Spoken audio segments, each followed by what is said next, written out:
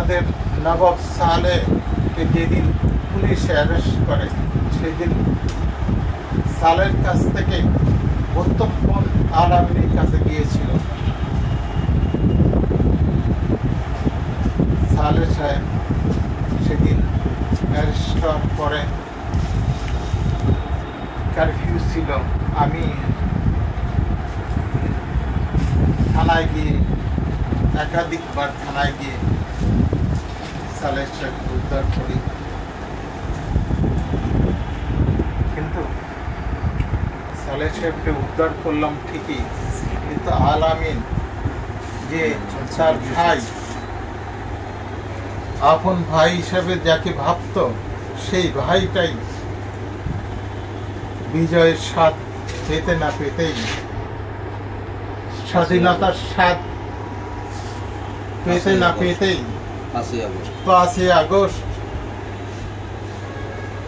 খুনি স্বৈরাচারী সরকারের এক বিধ্বংসী বুলেটে মাথার খুলি উড়ে যায়। এই মর্মান্তিক দৃশ্য অসহ্যনীয়, অসহনীয়। আমি রাত 11:30টার সময় আমি সেগুন বগিচায় সেখানে গিয়েছি।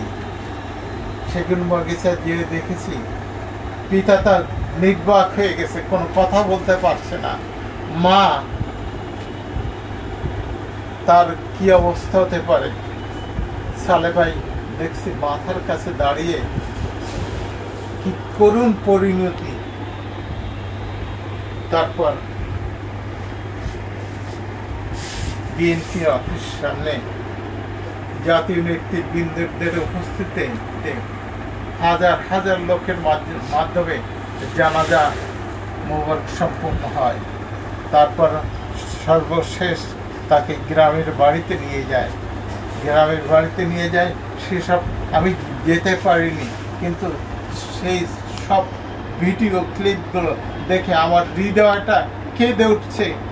যে পরিবারে একটি সন্তান, সেই পরিবারের সেই লোকটা যদি মারা যায় তাহলে কি হয়? শুধু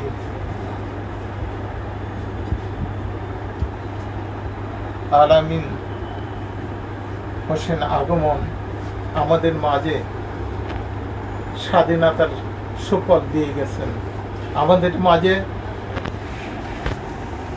পরিচ্ছন্নভাবে কথা বলার সুযোগ করে দিয়েছেন। আমরা স্বাধীনতার সুফল পাওয়ার জন্য আল-আমিনের রুহের মাত্রার কামনা করি এবং আল্লাহ পাক তাকে যেন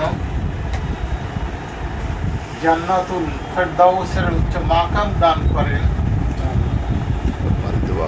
তার পরিবার পরিজন, তার পিতা মাতাকে আল্লাহ পাক যেন ধৈর্য, সহনশীলতা, ধৈর্য ইখতিয়ার করার তৌফিক দান করেন। আমিন। আল্লাহ পাক আমাদের সবাইকে কল্যাণ দান করুন। আখির দাওয়ানা আলহামদুলিল্লাহি রাব্বিল আলামিন। এখন মুনাজাত পরিচালনা করবে মাওলানা মিজানুর রহমান। হ্যালো।